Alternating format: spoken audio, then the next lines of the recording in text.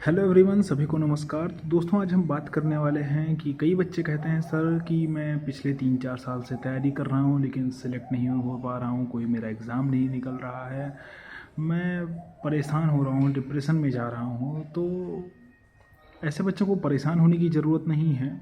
उनके लिए मैं आज सॉल्यूशन लेके आया हूँ और उनकी ये जो कमियां हैं मैं उनको भी बताने आया हूँ कि कैसे जो 3-4 साल आप बता रहे हैं कि मैं तैयारी कर रहा हूँ, एग्ज़ाम नहीं निकल रहा है, तो क्या क्या कमियां हैं कि जो आप करते हैं।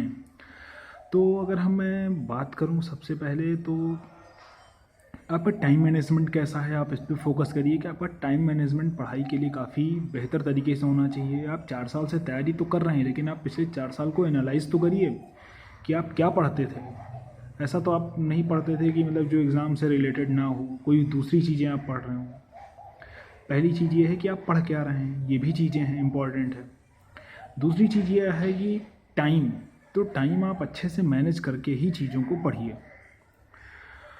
अगर और बातें करते हैं, जैसे आपने कोई एग्ज़ाम दिया तो एग्ज़ाम में आप ठीक है, आपका उसमें आपका जैसे प्री है, प्री आपका नहीं क्वालिफाई हुआ, तो आप उन गलतियों को देखिए, उनसे सीखिए कि आप उन गलतियों पे काम करते हैं या नहीं।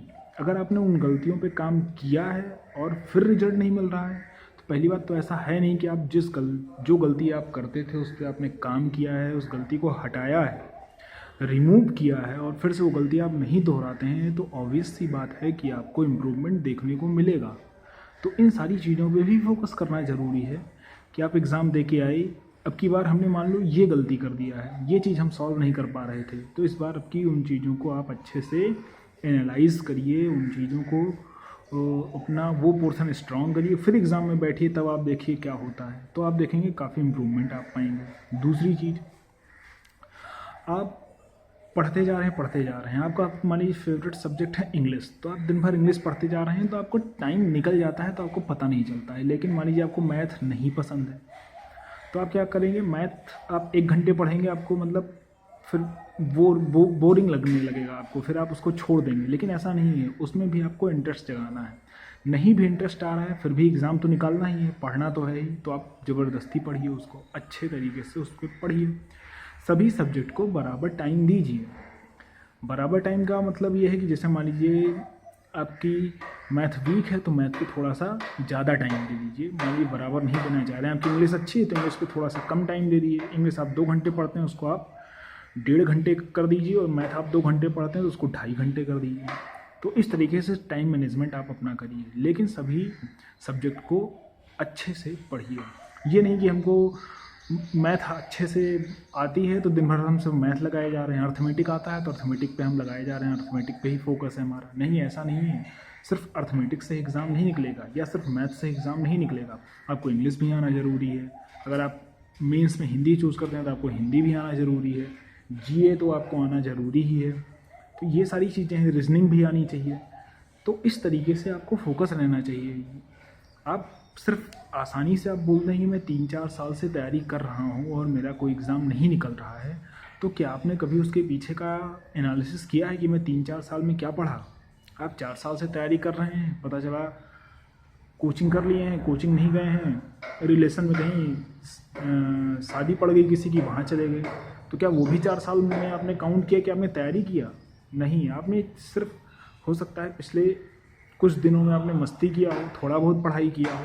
तो इन सारी चीज़ों को एनालिसिस करिए, फिर उसके बाद आप बताइए कि मेरा 3-4 साल से मैं तैयारी कर रहा हूँ, एग्ज़ाम नहीं निकल रहा है। अगर आप 4 साल से अच्छे से डेडिकेशन के साथ तैयारी कर रहे हैं तो 100% आपका एग्ज़ाम निकलेगा।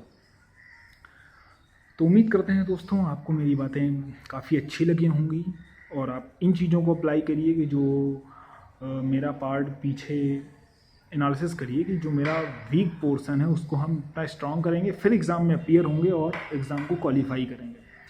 तो यही मेरा बताने का आज वो था, उद्देश्य था, मोटो था। और 4th सैटरडे है आज, तो आज ऑफिस भी बंद है, तो हमने सोचा आप लोग को आज कुछ अच्छी जानकारी देते हैं। ये उम्मीद करते हैं आपको काफ़ी पसंद आएगा।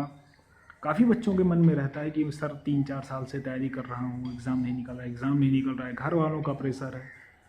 तो जब घर वालों का भी प्रेशर रहता है, रिलेशन वालों का भी प्रेशर रहता है, एज बढ़ती जाती है, उन सब चीज़ों का भी दबाव रहता है, तब फिर इन सब चीज़ों से हट के कैसे प्रिपरेशन करनी है इस वीडियो में हमने बताया। इसको आप सीखिए इन वीडियो से और अब अप्लाई करिए। उम्मीद है कि आपको काफ़ी अच्छा रिजल्ट देखने को मिलेगा। तो वीडियो को अभी यहीं ख़त्म करते हैं, जल्द ही फिर आएंगे नए वीडियो के साथ, नया मोटिवेशन आपको कुछ देंगे। बस आप लोग तैयारी में बने रहिए। बस एक ही वो है कि सफल होना है, गवर्नमेंट जॉब लेके रहनी है। Bye, thank you.